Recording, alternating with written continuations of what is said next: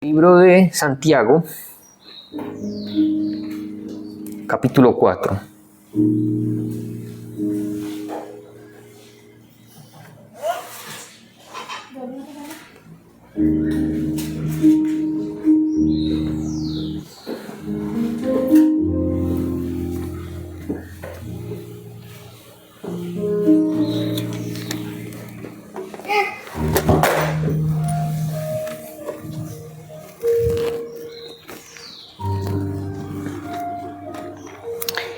Santiago 4.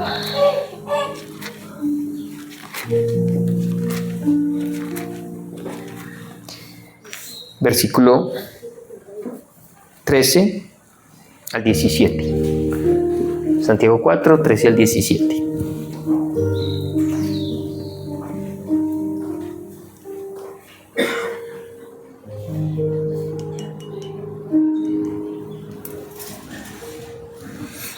Aprovechamos para saludar a todos los que nos ven en el video. Esperamos que siga siendo de bendición para sus vidas. Que aunque no puedan estar aquí con nosotros, donde quiera que estén, nos ven en varias partes del mundo. Que sea un tiempo de bendición para ustedes allí también que están viendo este video. ¿Listos? ¿Leemos? Santiago 4, 13 al 17.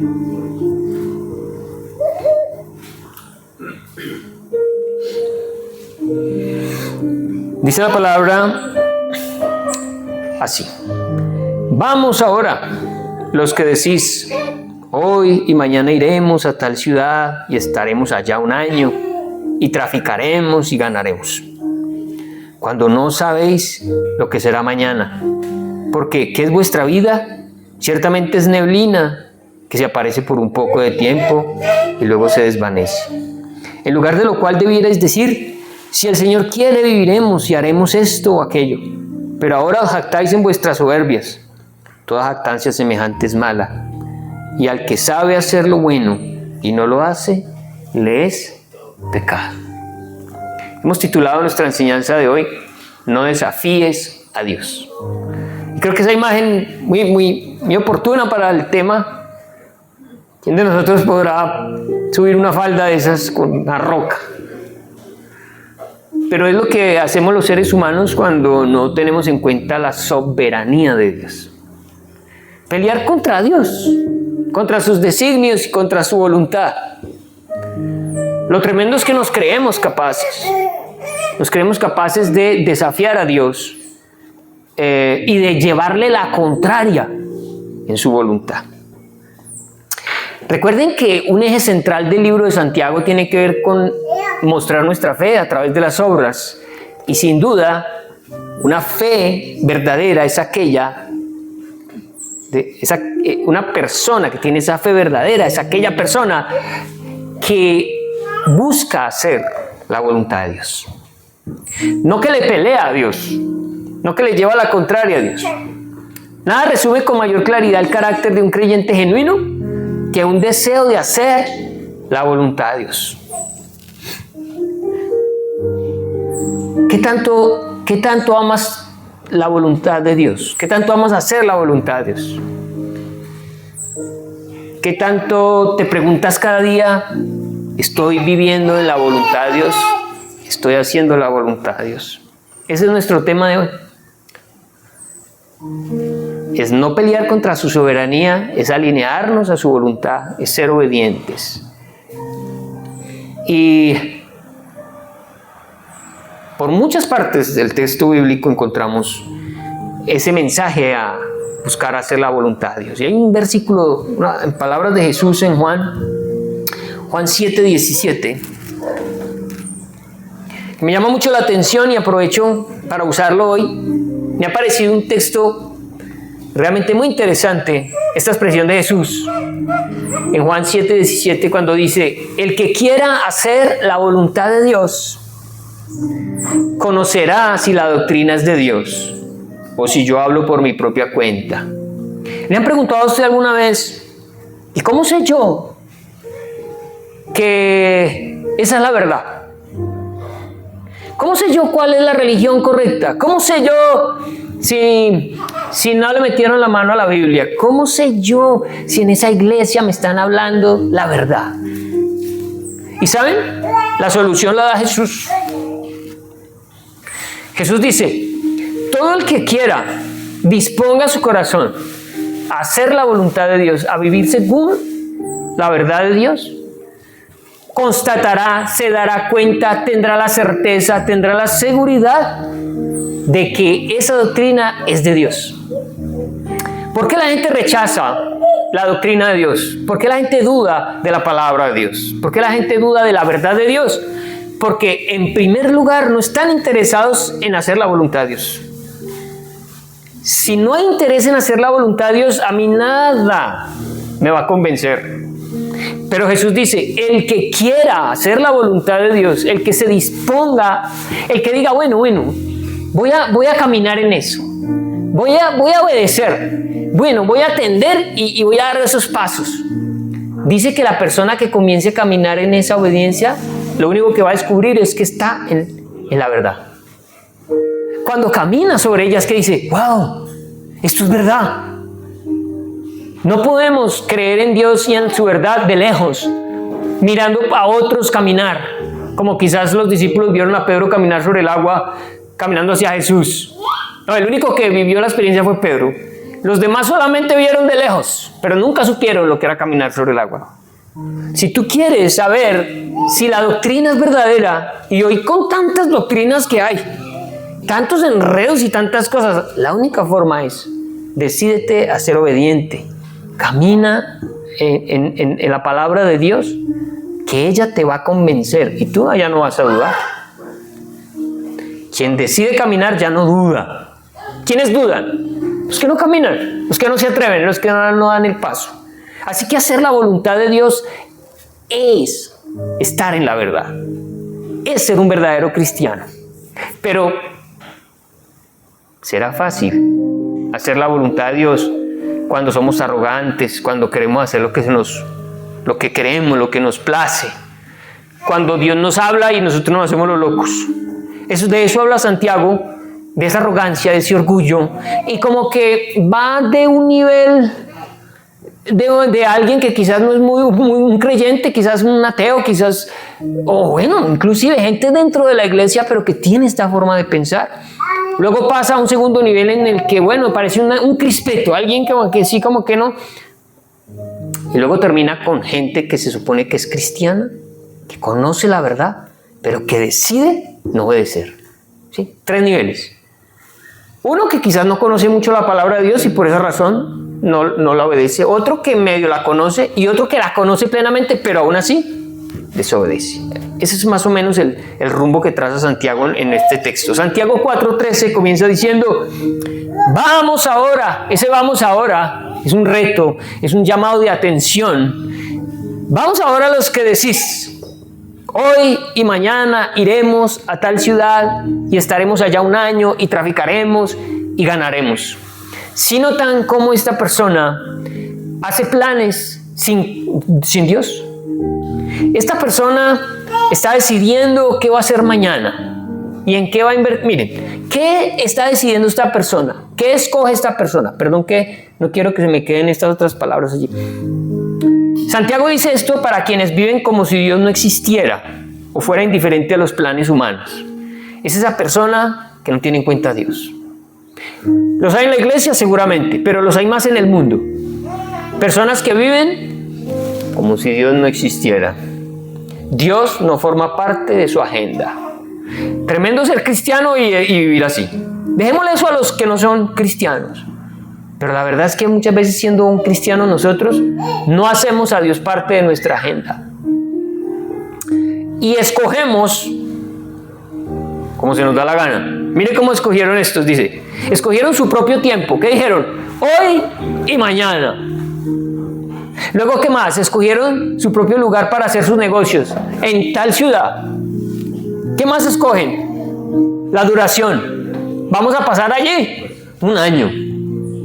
¿Qué más escogen? La empresa. ¿Qué se van a dedicar? A traficar. Pues traficar para nosotros es pero en ese contexto es comerciar. Negociar. y tienen sus propias metas y objetivos, ganar dinero. Ustedes no ven a Dios en ninguna parte de los pensamientos de estas personas. Planificaron como para que no hubiera casualidad, como si fueran omniscientes, omnipotentes e invulnerables. La gente sin Dios vive así. No lo tienen en cuenta y hacen todas las cosas así. Se casan con quienes se les da la gana. Se meten en el negocio que se les da la gana. O sea, todo es conforme ellos creen y piensan y jamás se preguntan, ¿y Dios qué pensará de esto? ¿Qué opinión tendrá Dios? Y a estas personas les dice el apóstol Santiago, se les olvida que la vida es frágil. Se les olvida, ¿cierto? Hoy y mañana. Dice Santiago en el versículo 14, cuando no sabéis lo que será mañana. Porque ¿qué es vuestra vida? Ciertamente es neblina que se aparece por un poco de tiempo y luego se desvanece. ¿Qué es la vida? Aquí tengo un titico. Ahí le sale un humito, miren. Yo aquí lo veo, es un vapor. No sé si usted tan lejos no lo ve. Pero dice la Biblia que así es la vida humana. Como ver salir ese vaporcito. Perdón, a su salud. Lástima no tener un buñuelo y un pan de bono aquí. ¿Saben? Bíblicamente, y eso también está por todas partes, la vida humana es un suspiro, una sombra, una neblina. Es como la flor del campo. Hay flores duraderas, pero ¿ha visto la flor del campo? O sea, es la flor que le nace a esos pasticos por ahí, chiquita. Dice que cuando sopla el viento sobre ella la marchita. ¿Cómo era de débil? No está diciendo que es una flor como quizás esas flores de esas plataneras. Eso dura mucho, ¿sí o no? No nos compara ni siquiera con esas flores, no. Dice como la flor de la hierba, que hoy está, mañana ya no. Esa es la vida suya y es la vida mía. Es más, la vida del ser humano sobre la faz de la tierra, dicen que si la historia de la tierra la redujéramos a 24 horas, que el mundo lleva 24 horas existiendo, ¿sabe cuánto lleva el ser humano sobre la tierra? 2 minutos. 2 minutos. El ser humano. Ahora usted y yo, los 70 u 80 años que dice la Biblia que vivimos, que cuando pasa el tiempo y uno dice, ¿a qué horas se me crecieron los hijos? ¿A qué hora se me cayó el pelo? Dice el hermano Cayo. ¿A qué hora me envejecí? ¿A qué horas? Es un abrir y cerrar de ojos. La gente sin Dios sabe eso también, pero no les da ni 5 de miedo. De pensar que hoy estamos y mañana ya no. Esta semana, el 6 de este mes, una muchacha de 28 años, por ahí en el Santander, se tiró por un tobogán de plástico que hay en un parque. No termina en agua, no. Eso no sé, termina creo que en una piscina, pero de pelotas. Y mandaron el video, la china pregunta, ay, ¿será que no me voy a caer o algo así? O no me voy a estrellar. Y el señor que la está amarrando al aparatico le dice, no, tranquila, eso abajo aquí hay quien la reciba. 28 años tenía la muchacha, un hijo. Ella vivía con un hijo, con la mamá y creo que con un hermano, y ella era la que sostenía el hogar. Se tiró por ese tobogán y cuando llegó a la curva se escuchó un grito y alguien que dijo, ¡se mató, se mató! La muchacha se mató.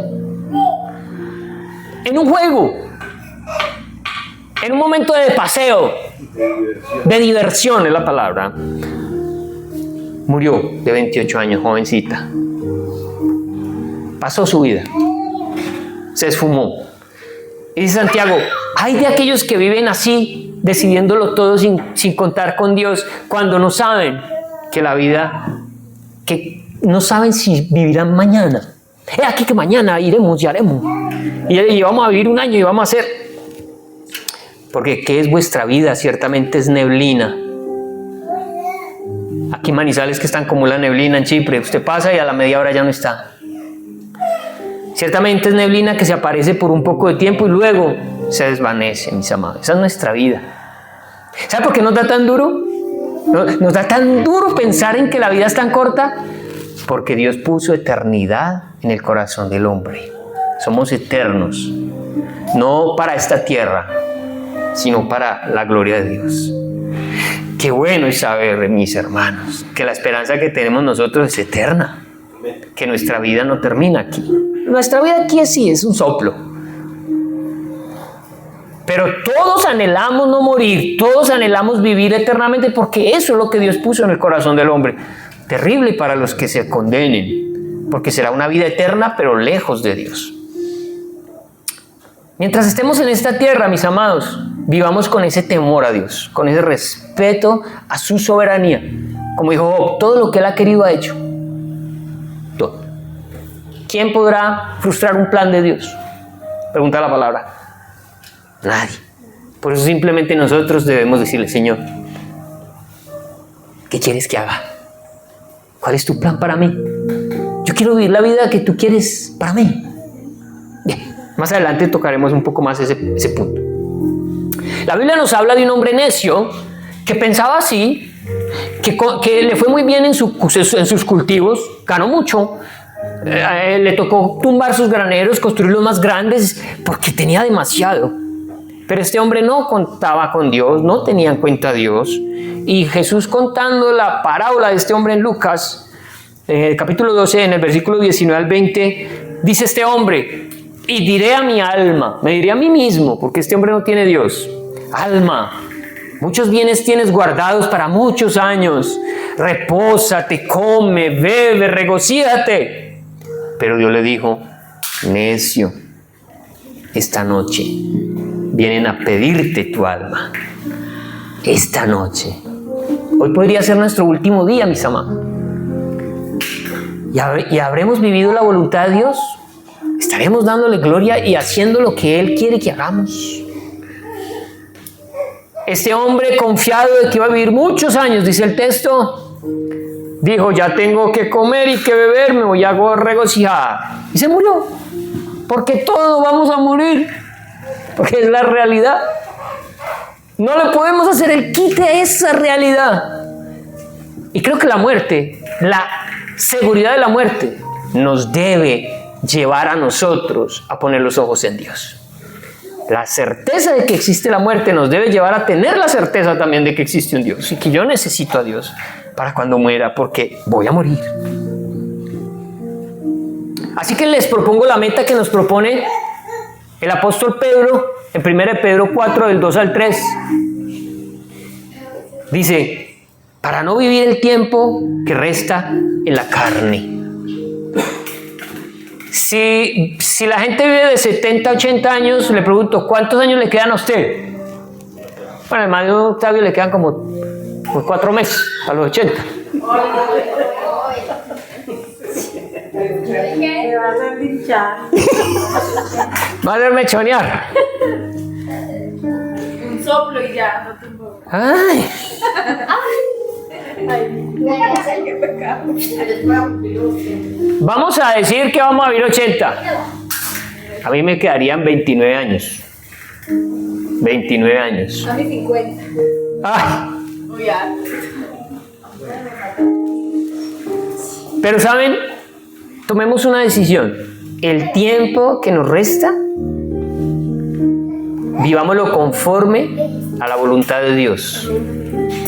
Para no vivir el tiempo que resta en la carne conforme a las concupiscencias de los hombres, sino conforme a la voluntad de Dios. Baste ya el tiempo pasado para haber hecho lo que agrada a los gentiles. Como dice por ahí, lo que fue. Ahora, los añitos que nos quedan, vivirlos para el Señor. Señor, no me interesa nada más, sino vivir para ti. Aprovechar cada instante, cada minuto, cada oportunidad que me des para darte a ti la gloria y la honra. Ya viví para mí. Ya hice y deshice, Señor. Ahora me quiero concentrar en hacer tu voluntad. Y que cuando tú me llames, Señor, en el momento que tú determines, me encuentres haciendo lo que tú quieres. me encuentres en el lugar correcto, haciendo lo correcto. ¿Vamos para eso? Presupuestémonos para que el tiempo que nos reste nos aseguremos de que lo vamos a vivir para el Señor. Continuemos con Santiago. Versículo 16. Pero ahora os jactáis en vuestras soberbias. Es el término que usa Santiago cuando dice, ustedes no saben que la vida es un suspiro y hacen planes y eso es soberbia. Toda jactancia semejante es mala. Santiago retrata a alguien que alardea con ostentación de algo que no tiene y no puede obtener. Claro, cuando usted hace esos planes, usted se cree Dios. Usted no sabe si va a tener ese tiempo, usted no sabe si va a tener esa fuerza. ¿Ha visto a alguien que chicanea con algo que no tiene?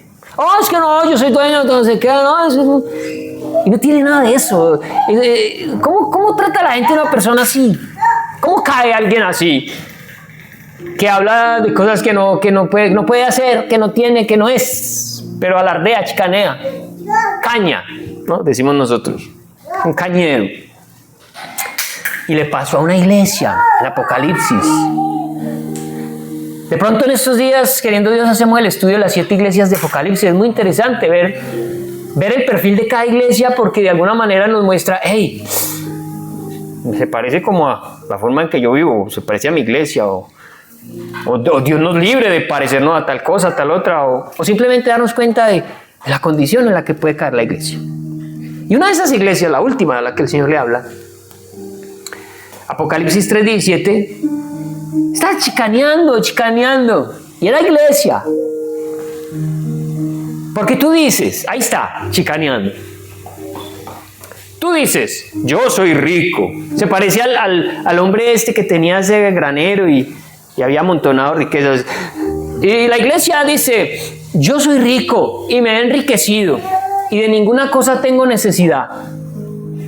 Y dice Dios, y no sabes que tú eres un desventurado, miserable, pobre, ciego y desnudo. Se lo dice a una iglesia, mis amados. Algunos intérpretes de la Biblia dicen que conforme van pasando las 7 iglesias, que las 7 iglesias representan características de la iglesia general, universal, en cualquier época del tiempo. Pero algunos dicen que no, que representa la iglesia con el paso del tiempo y que la última iglesia, que es esta, es la iglesia en la que estamos viviendo actualmente. La dibuja, la representa, la muestra. Una iglesia rica. Y yo hablaba ayer con mis hermanos en el sábado en el culto, en el grupo. Esta semana comencé a mirar, me llegó información de mega iglesias que se están cerrando en Estados Unidos. Después de que Rick Warren, el que escribió Una vida con propósito, se retiró, él tiene una mega iglesia de 20,000 personas. Construyeron un templo impresionante. Cuando el superhombre ya no está, esos movimientos se caen. La iglesia de Joel Osteen en Texas, Lakewood, ha comenzado a experimentar asientos vacíos. Y es una iglesia que le caben 16,000 personas y de repente ya hay no sé el porcentaje, creo que era un 40%. Ya la gente no está yendo a esos lugares. ¿Cuál era la consigna? Construyamos un templo de hecho $8,000 millones. Ellos movían $90 millones al año. $90 millones al año. ¿Cuánto vale sostener una edificación de esas? Si se cierran las puertas, ¿quién sostiene un edificio que sostenerlo vale $millones? Y ese es el problema que se están metiendo ahora. Llenaron esos lugares con luces, con espectáculos, con show, con un predicador carismático, y de repente eso se está viniendo al suelo porque no trabajaron en el corazón de la iglesia, sino en el show. Y cuando la gente comienza a darse cuenta que es show, no vuelven. Hoy los jóvenes, leía yo, se han dado cuenta de eso. Los jóvenes dicen, yo no voy a iglesias cristianas porque los pastores son ladrones, porque andan en camioneta, porque pero ellos, esos jóvenes que rechazan la iglesia, quieren a Dios, necesitan a Dios y están en busca de Dios. pero no van a confiar en las iglesias, no van a confiar en los pastores. La iglesia que hoy tenemos es una iglesia, las iglesias de nuestro tiempo en Occidente, son iglesias muy poderosas, muy ricas, con equipos de sonido. Estas iglesias de las que yo les hablo tenían cadenas de televisión que Univisión, que Caracol, que RCN desearían tener. Equipos impresionantes, el sonido, todo el espectáculo. Y Jesús dice, yo soy rico, dicen ellos. Yo soy rico y me he enriquecido y de ninguna cosa tengo necesidad. Pero ¿saben? Dejaron a Dios por fuera. Por eso es que el Señor dice, aquí yo estoy a la puerta y llamo. Si alguno oye mi voz, le dice a esta iglesia, aquí yo estoy a la puerta y llamo, me dejaron afuera. Cerraron la puerta del show y yo me quedé afuera. Si alguno oye mi voz y abre la puerta, entraré a él, cenaré con él y él conmigo. Así que, mis amados, está hablándole a una iglesia también que no está pensando en la soberanía ni en la gloria de Dios, sino en la gloria humana y en el show. Y cómo hemos dejado a Dios por fuera. Y yo les decía a ellos, anhelemos ser una iglesia real y verdadera, de gente que realmente busca a Dios por lo que Dios es. Hay quienes dicen también que la peor generación de cristianos de todos los tiempos somos nosotros. Esta es la peor generación de todos los tiempos. ¿Por qué? Nunca tuvimos tantas Biblias como las tenemos hoy en día. Pero somos la generación que menos la lee. En una casa pueden haber 3 y 4 Biblias y varias versiones. En el celular usted tiene acceso a todas las versiones que quiera, a todas las predicaciones que se le ocurra. Tenemos el acceso total a todas las cosas, pero no estamos caminando en ellas. Muchas iglesias, pero pocos discípulos. Grandes grupos de alabanza, pero pocos adoradores. Iglesias llenas, pero corazones vacíos. Mucho culto, poca vida en secreto. Mucho discurso, poca obediencia. A esa gente se está refiriendo Santiago cuando habla acerca de no chicaneen. No digan lo que no son, porque ustedes no lo están haciendo por el Señor, lo están haciendo por la fama, por el prestigio, por el nombre, por el like, Luego sigue diciendo el apóstol.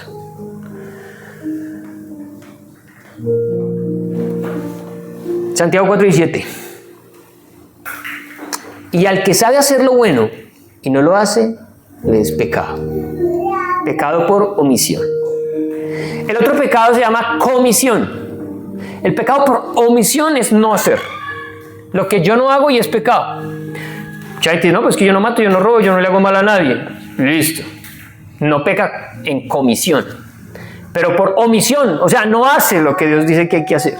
Ya sabemos lo que no haces, pero ¿y qué si tienes que hacer y no estás haciendo? Esa es la omisión.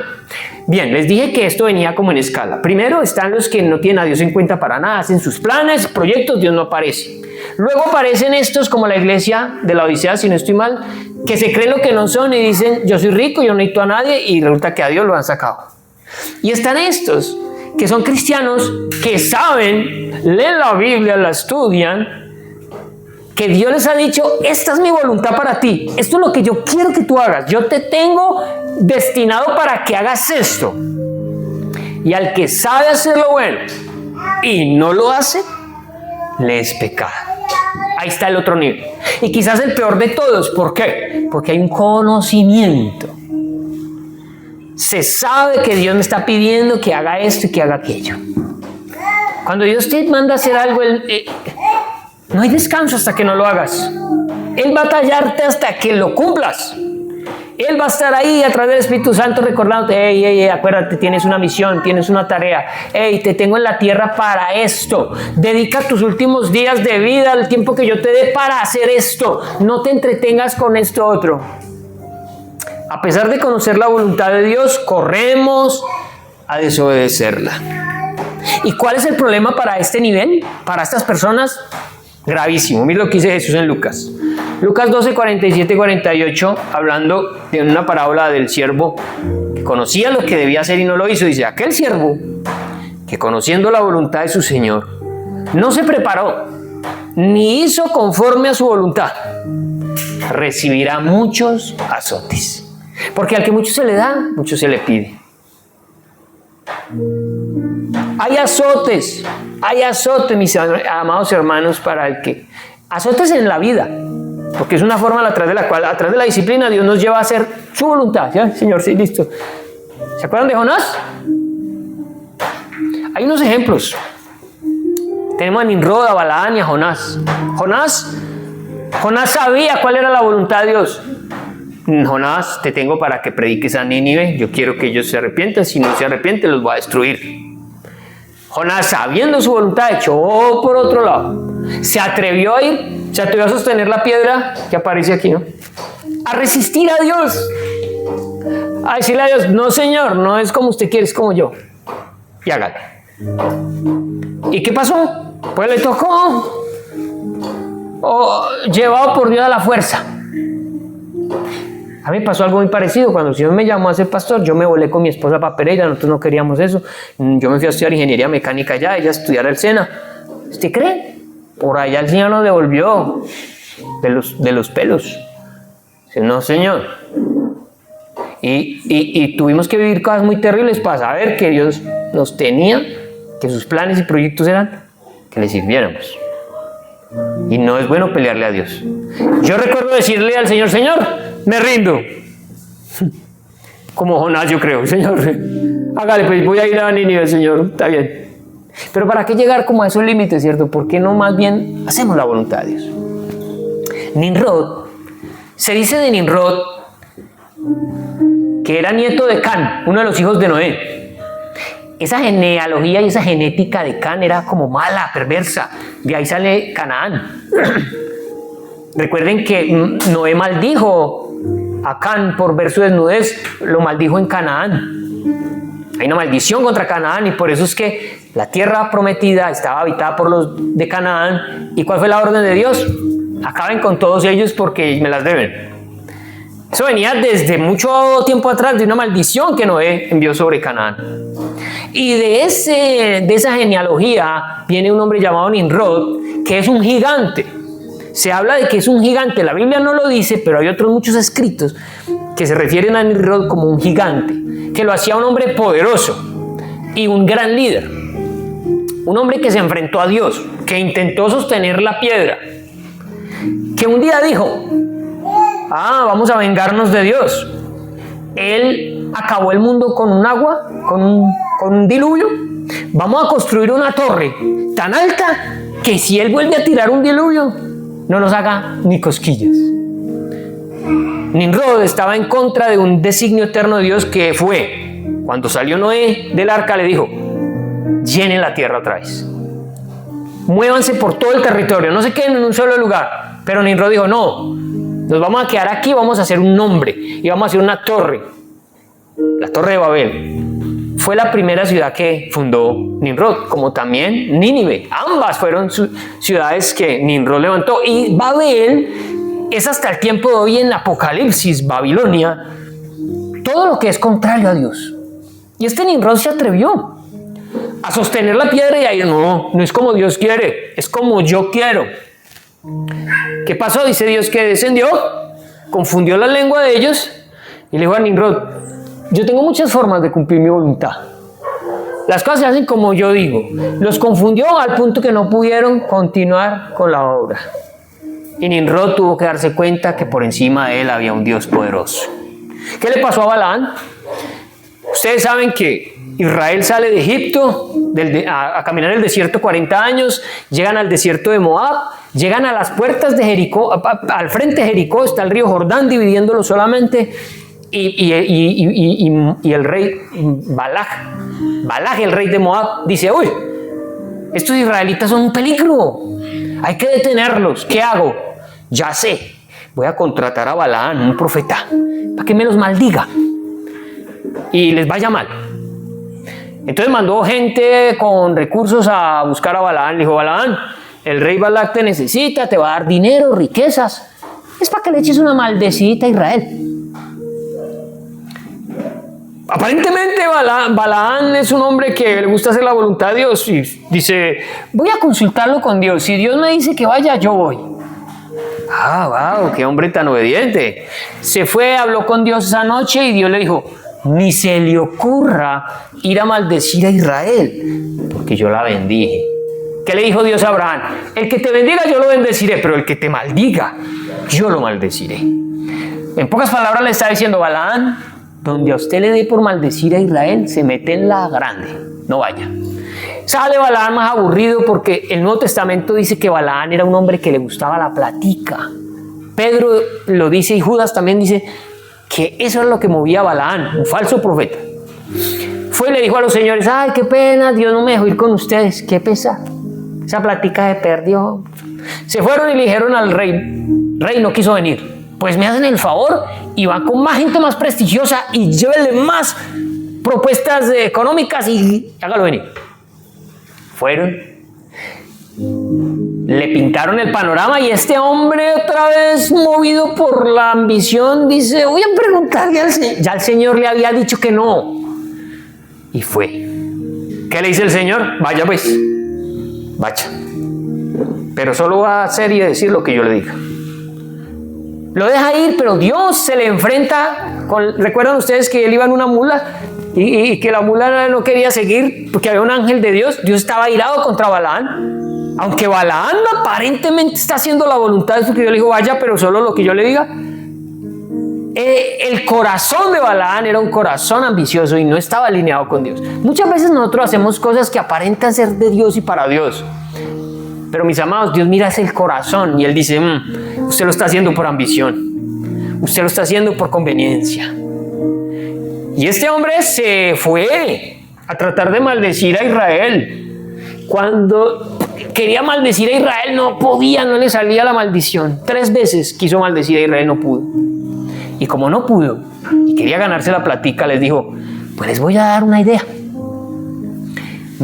Hagan un reinado de belleza y metan a las más bonitas de Moab y de Madián, que los israelitas vuelven locos con las mujeres y van a pecar con ellas y esas mujeres los van a incitar a adorar dioses y Dios los va a castigar. Y así se van a quitar de encima a Israel. Y así hicieron, metieron a las mujeres y murieron 24,000 del pueblo de Israel. Pero ¿qué dice Números 31:8? Que Dios le dio la orden a Israel de que se vengaran de Madián y ahí murió Balaam. Dios fue muy claro, al que maldiga a Israel yo lo maldeciré. El que quiera ir en contra de la voluntad de Dios se mete en un grave problema. Bien, terminando, tenemos en el versículo 15 el consejo de Santiago para nosotros esta mañana. Santiago 4:15. En lugar de lo cual debierais decir. Como quien dice, en vez de decir hoy, mañana iré y haré y no sé qué, y bla, bla, bla. No, en lugar de lo cual debierais decir, si el Señor quiere, viviremos y haremos esto o aquello. Pero ese decir no es por decir, es un decir interior, es una realidad en el alma, es yo solo voy a hacer la voluntad de Dios. Yo solo quiero escuchar a Dios y lo que Él me diga, hacerlo. El reconocimiento de la voluntad de Dios afirma su soberanía sobre todos los aspectos de la vida. Claro, cuando tú haces la voluntad de Dios, estás diciendo a Dios, Señor, tú eres soberano. O sea, ¿yo qué me voy a poner a hacer mi propia voluntad en lo que tú eres Dios? Tú estás en el cielo y yo aquí en la tierra. Yo más bien me pongo obediente porque entiendo que mis días son como una nube. Hoy estoy, mañana no. Y quiero que cuando me vaya de este mundo, yo esté haciendo tu voluntad. Vivimos solo porque Dios así lo quiere. Tú estás hoy aquí, te levantaste, te pudiste bañar, vestir, venir a este lugar porque Dios así lo quiso, lo permitió. Porque Él controla la vida, pero también la muerte. Y todas las circunstancias de la vida, todas. Por eso cuando iniciamos el tiempo de alabanza hoy leímos el Salmo 139. En donde dice que todos nuestros días fueron diseñados por Dios. Conoce el día de nuestro nacimiento, la hora exacta y de la muerte. Dios conoce todo. Por ahí decían, come saludable, haz ejercicio, duerme bien y de todas maneras te vas a morir. De todas maneras te vas a morir. ¿Qué es lo que importa? importa vivir para el Señor. Amén. Eso es lo que nosotros, esa es nuestra razón de ser. No vivas más para ti, no vivas más conforme a tus ideales. Pregúntale, Señor, ¿para qué me tienes? ¿Qué tengo que hacer, Señor? ¿Cuál es tu voluntad conmigo? Yo quiero hacer tu voluntad, Señor. Enséñamela. Y cuando me la enseñes, dame la capacidad de obedecerte, Señor. Porque Jonás conocía perfectamente la voluntad de Dios. Pero de conocerla a cumplirla, hay que las dos. Señor, muéstrame tu voluntad, Señor, y hazme obediente a tu voluntad. Yo quiero ser obediente, Padre. Hacer la voluntad de Dios es maravilloso. Ir en contra es terrible, es lo peor que podemos hacer. No nos dé miedo hacer la voluntad de Dios, es lo mejor, es lo más extraordinario. Él nunca te va a pedir algo que te dañe. Jamás Dios va a hacer algo que te dañe, que vaya en contra de tu existencia. Nunca. Todo cuanto Él quiere para ti es el bien. Por lo tanto, hacer la voluntad de Dios es el mejor negocio. Aunque a veces aparenta que no. Es lo mejor que tú puedes hacer. Sé obediente para que disfrutes de estar en el centro, de la mitad, del medio de la voluntad de Dios. Es el mejor lugar. Pongámonos de pie, vamos a orar.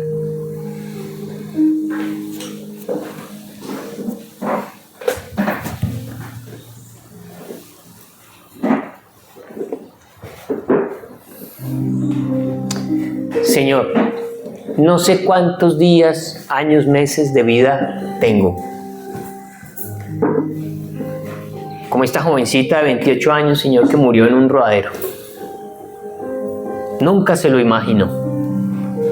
Donde ella supiera que iba a morir en ese rodadero, nunca se sube. Pero así es la vida, Señor.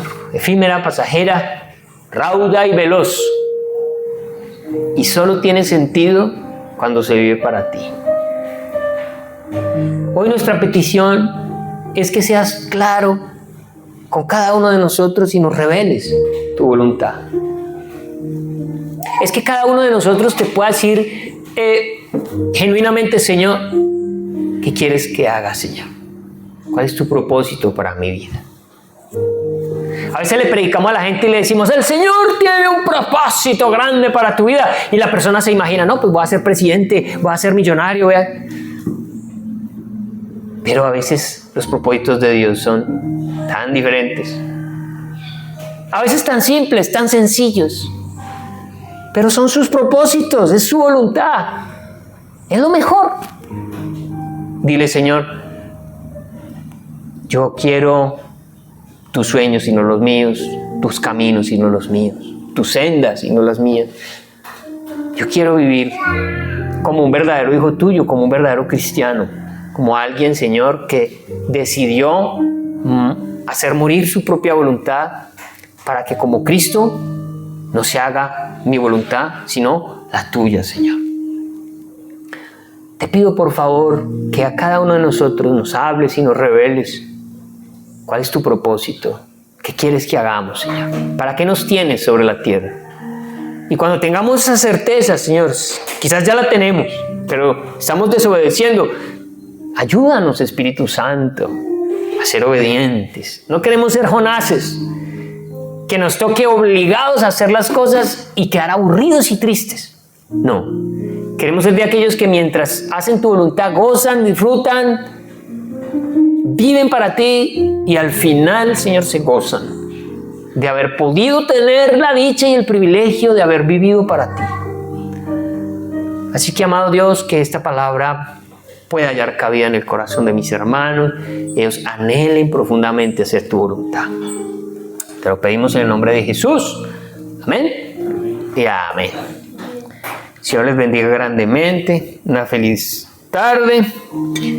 Nos vemos esta semana, el sábado allí donde el hermano Octavio, y el próximo domingo, si Dios nos da la vida, aquí vamos a estar. Amén. Dios les bendiga. Amén. Bien. María.